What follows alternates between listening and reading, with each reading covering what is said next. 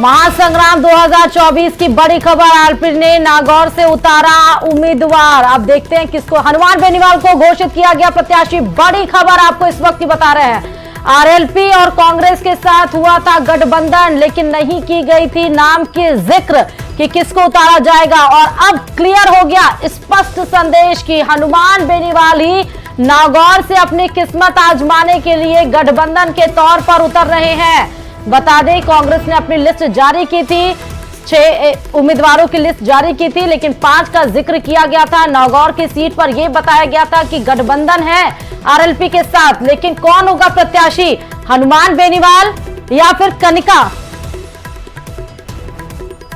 कनिका, क्योंकि खबर यह भी थी कि आरएलपी से हनुमान बेनीवाल अपनी पत्नी कनिका को भी उतार सकते हैं। लेकिन अब स्पष्ट तौर पर साफ दिखाई पड़ा, न्यूज 18 राजस्थान ने आपको बता दिया कि आरएलपी में अब नागौर से हनुमान बेनीवाल ही टफ फाइट देंगे बीजेपी की ज्योति मिर्धा को। इस खबर पर हमारे संवाददाता महेंद्र जुड़े हुए हैं। महेंद्र, नागौर से हनुमान बेनीवाल ही चुनावी मैदान में है।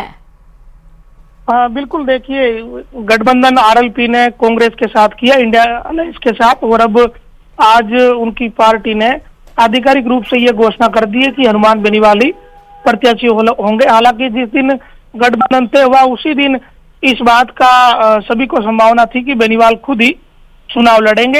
एक चर्चा ये जरूर चली थी कि वो अपनी पत्नी को उतार सकते हैं चुनाव मैदान में, लेकिन बाद में सारी चीजें 2 दिनों से ये स्पष्ट ही थी कि बेनीवाल खुद ही चुनाव मैदान में उतरेंगे। और आज पार्टी के महासचिव मनीष चौधरी की तरफ से इसका आधिकारिक ऐलान भी कर दिया है कि इंडिया अलायंस के प्रत्याशी के रूप में हनुमान बेनीवाल नागौर से चुनाव मैदान में होंगे और ये 27 तारीख को अपना नामांकन दाखिल करेंगे, 27 मार्च को। तो कल हनुमान बेनीवाल का नागौर का दौरा प्रस्तावित है। इससे पहले कल रात्रि में जो नागौर कांग्रेस के जितने भी नेता है, विधायक है, पूर्व विधायक और विधायक प्रत्याशी, ये सभी और हनुमान बेनीवाल बीच में एक बैठक हुई थी कि लोकसभा चुनाव को किस तरीके से एकजुट होकर लड़ा जाए, क्योंकि मुकाबला नागौर का बेहद खड़ा रहने वाला है। ज्योति मिर्धा बीजेपी की एक आक्रामक प्रत्याशी के रूप में चुनाव मैदान में है, तो दोनों ही नेता ऐसे हैं जिनके बीच ये मुकाबला बेहद खड़ा माना जाएगा। अभी की स्थिति यही लग रही है, दोनों ही आक्रामक शैली के नेता है।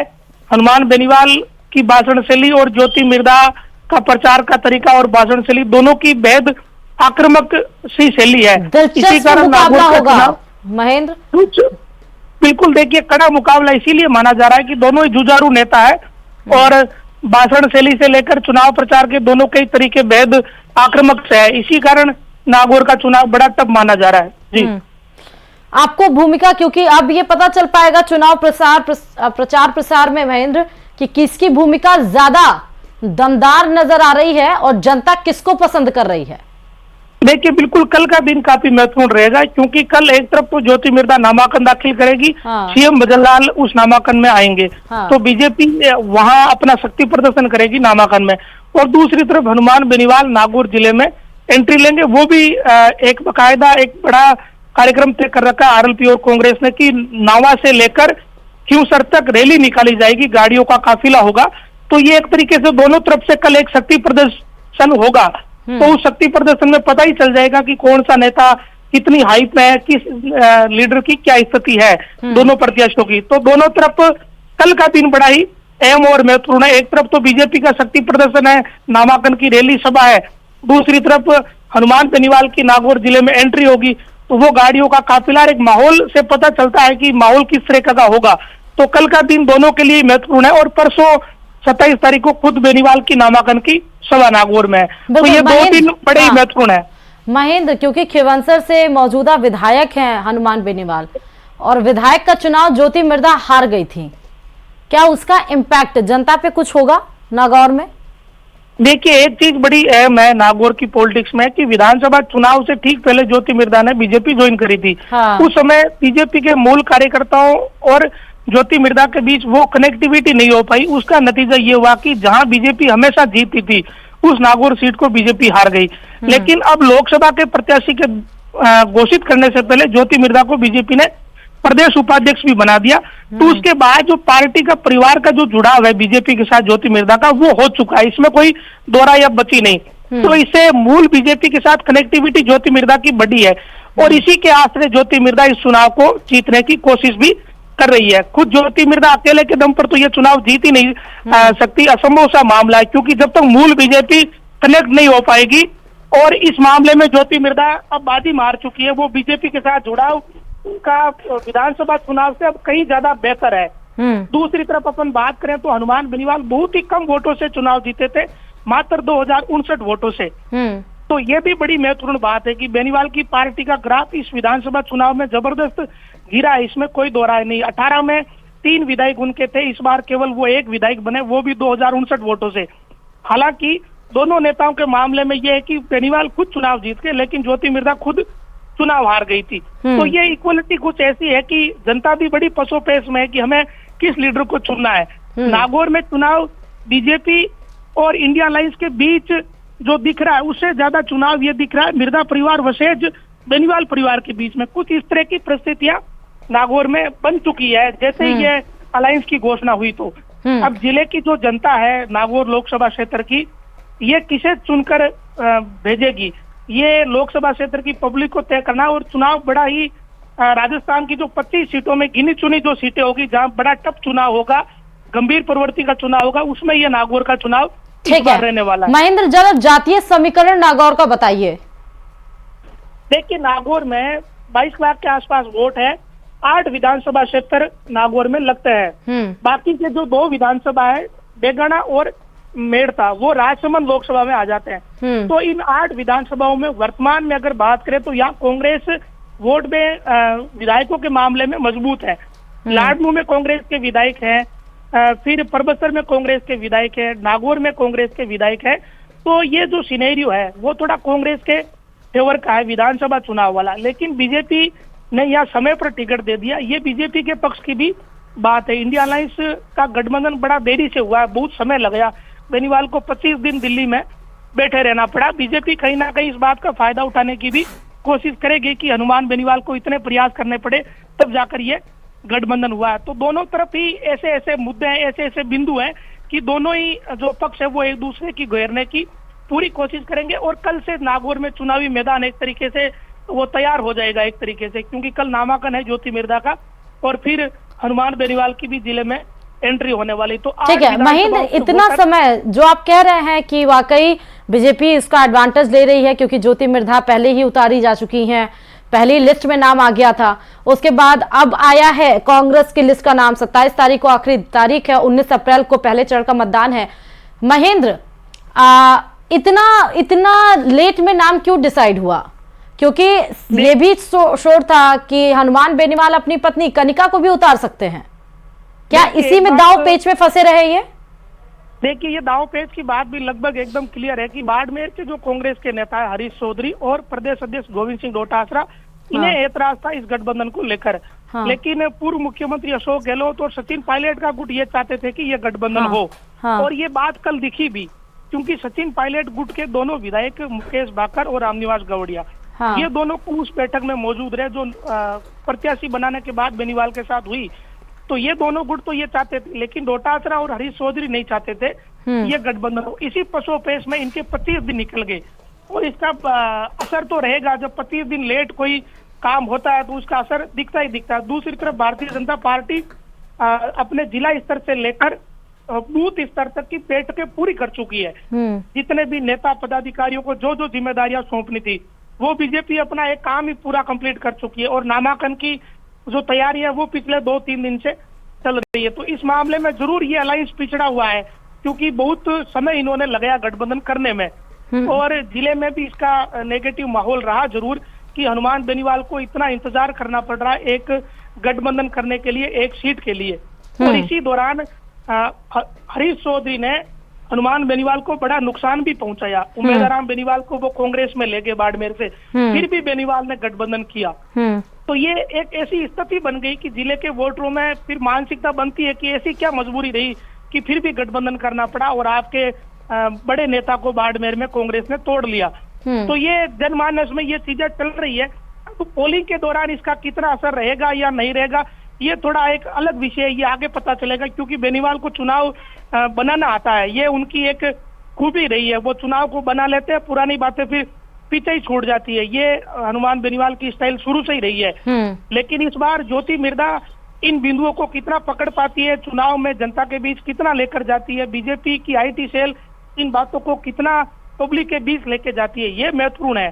अभी तक बीजेपी की आईटी सेल इसमें कामयाब नहीं हुई है। 3 दिन हो गए गठबंधन का ऐलान हुए, लेकिन 25 दिन तक हनुमान बेनीवाल ने दिल्ली में क्या किया, क्या कारण रहे कि इतना ऐसा गठबंधन करना पड़ा जो धारा के विपरीत है। हनुमान बेनीवाल की जो पार्टी की जो विचारधारा रही है वो बीजेपी के नजदीक की विचारधारा रही है हमेशा से।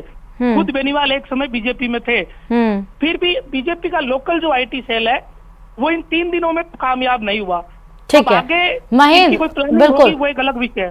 कल ज्योति मिर्धा नामांकन दाखिल करेंगी, शक्ति प्रदर्शन बीजेपी की तरफ से जबरदस्त किया जाएगा, मुख्यमंत्री भजनलाल शर्मा खुद शिरकत करेंगे।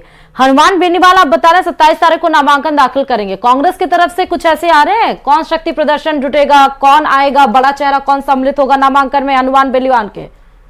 देखिए, कांग्रेस के बड़े चेहरों के बारे में अभी जानकारी आई नहीं, लेकिन नागौर जिले के जितने भी कांग्रेस के नेता है, चाहे हरेंद्र मिर्धा जो नागौर से विधायक है, या फिर उधर नावा में जो पूर्व उप मुख्य सचेतक महेंद्र चौधरी, विधायक मुकेश भाकर, रामनिवास गवड़िया, मंजू मेघवाल जो पूर्व मंत्री है, ये तमाम जो नेता है, जाकिर गेसावत जिनकी अहम भूमिका भी रही है गठबंधन कराने में, मकराना के विधायक है और नागौर कांग्रेस के जिलाध्यक्ष भी है, तो ये नेता तो यहाँ मौजूद रहेंगे इस 27 तारीख के कार्यक्रम में। लेकिन बड़ा लीडर जिसमें पूर्व सीएम गहलोत या सचिन पायलट जैसे कोई नेता आएंगे या नहीं आएंगे, ये अभी स्पष्ट अभी सामने आई नहीं है बात जी। महेंद्र, क्या जब ये ऐलान हो गया कि हनुमान बेनीवाल उतरेंगे, हनुमान बेनीवाल का कोई रिएक्शन आया क्या इस पे? देखिए, जयपुर में उन्होंने जरूर एक प्रतिक्रिया दी थी और उन्होंने बड़े सदे हुए शब्दों का ही अभी इस्तेमाल किया है। छोटी सी प्रतिक्रिया उनकी रही, उन्होंने ये जरूर कहा कि हम ये गठबंधन जो है मजबूत गठबंधन, नागौर में हम सीट निकालेंगे, इस तरीके का दावा उन्होंने किया। और जो उनके बयान आए गठबंधन के तुरंत बाद, उनमें जरूर ये दावा किया कि पूरे मारवाड़ को प्रभावित किया जाएगा। तो पिछले चुनाव का जो लोकसभा का जो स्तर रहा, उस हिसाब से बेनीवाल की पार्टी सही दावा कर रही है। लेकिन देखने वाली बात इंपॉर्टेंट ये भी है कि खुद बेनीवाल की पार्टी भी बड़ी कमजोर हुई है 2018 और आज की स्थिति में बहुत कमजोर है, क्योंकि तब 3 एमएलए थे, आज बेनीवाल खुद इकलौते एमएलए है। तो ये स्थिति फर्क बहुत है पिछले चुनावों में और इन चुनावों में। लेकिन सभी दावा यही करते हैं कि हम जीतेंगे और बड़े वोटों से जीतेंगे, तो वही उसी तरीके का दावा हनुमान बेनीवाल की तरफ से किया गया जी। इस बार भी बीजेपी कमल के फूल पे चुनाव लड़ रही है और कांग्रेस की तरफ से प्रत्याशियों के नामों का जिक्र किया जाता है, क्या जनता के ऊपर इसका इफेक्ट देखने को मिलेगा महेंद्र? बिल्कुल, देखिए, भारतीय जनता पार्टी या कमल के निशान और पीएम मोदी के चेहरे पर ही चुनाव लड़ रही है। ज्योति मिर्धा का जो चुनाव अब तक का जो चुनाव प्रचार की शैली है वो भी यही है कि पीएम मोदी के नाम पर और कमल के फूल के नाम पर वोट मांगे जा रहे हैं। और ये बीजेपी का एक तौर तरीका रहा है पिछले अगर विधानसभा चुनाव से लेकर अब तक देखें तो इसमें जरूर बीजेपी के जो मूल वोटर है उनको कनेक्ट रखने के लिए ये नागौर जैसे इस जिले में प्रक्रिया अपनाई जा रही है, जो जहां ज्योति मिर्धा खुद कांग्रेस से आई हुई है। तो ये शुरू से ही, पहले दिन से ही, जब से लोकसभा की टिकट ज्योति मिर्धा को दी, उसी दिन से यही चीज की जा रही है। दूसरी तरफ कांग्रेस के लिए एक चिंता वाली बात ही कह सकते हैं कि यहाँ बोतल का निशान होगा, क्योंकि आरएलपी के साथ गठबंधन हुआ है। तो जो हनुमान बेनीवाल का सिंबल बोतल का निशान है, यहाँ कांग्रेस का सिंबल ही नहीं होगा, तो कांग्रेस के लोग इस बार बोतल के लिए वोट मांगेंगे और बोतल के निशान पर वोट देने की अपील करेंगे। अब नागौर जिले की 21-22 लाख जो जनता है, जो वोटर है, वो किसे लोकसभा में भेजना चाहते हैं, कि जनता के जहन में क्या है? उन्हें डबल इंजन की सरकार में भागीदारी चाहिए या हनुमान बेनीवाल को फिर से मजबूत करना है? ये पब्लिक के दिमाग में उस स्थिति में क्या रहेगा जिस दिन वोट पड़ेंगे, वो बड़ी महत्वपूर्ण बात नागौर में रहेगी। और कुछ दिन में ये स्पष्ट भी हो जाएगा कि जनता क्या सोच रही है। हालांकि जनता, राजस्थान की जनता बड़ी ही साइलेंट वोटर की रूप में भूमिका निभाती है। महेंद्र, नागौर की अगर हम बात करें, आपने जातीय समीकरण बताया, नागौर की समस्याएं क्या क्या हैं, किस मुद्दे पर वहां के लोग चुनाव में वोट डालना चाह रहे हैं? देखिए, नागौर में इन दो नेताओं के बीच ये जो चुनाव होने से जो स्थानीय मुद्दे हैं, विकास के मुद्दे या जन समस्याएं, ये बहुत पीछे छूट गए। अब इन परिवारों परिवारों के बीच ही ये चुनावी मुकाबला है। वोटर ना तो किसी इन मुद्दों पे बात कर रहा है, ना नेता इन पर बात कर रहे हैं। कोई अभी तो इन मुद्दों पर कोई चर्चा ही नहीं हुई। बीजेपी जरूर ये कह रही है कि डबल इंजन की सरकार बनेगी तो जिले में विकास होगा। ये ज्योति मिर्धा ने कुछ दावे भी किए, कहा कि मैं विधानसभा चुनाव हारी, फिर भी मैंने यहाँ नागौर में इन 3-4 महीनों में जो समय मिला, जो काम हम करवा सके वो हमने प्रदेश की सरकार से करवाए, इस तरह के दावे किए। लेकिन अब जो दोनों परिवारों के बीच ये चुनाव हो गया तो ये विकास के मुद्दे, सड़क बनना, बिजली, पानी, पुल, ये बहुत ही कहते पीछे छूट गई ये चीजें। बहुत बहुत शुक्रिया महेंद्र, तमाम जानकारी देने के लिए। इस खबर पर बड़ी खबर आपको न्यूज़ 18 राजस्थान बता रहा था कि इंडी गठबंधन से आरएलपी राष्ट्रीय लोकतंत्र पार्टी का कांग्रेस के साथ हुआ गठबंधन। नागौर से हनुमान बेनीवाल जो मौजूदा विधायक हैं केवंसर से अपने प्रत्याशी यानी चुनावी मैदान में उम्मीदवार के तौर पर बीजेपी की तरफ से ज्योति मिर्धा से टफ फाइट देंगे।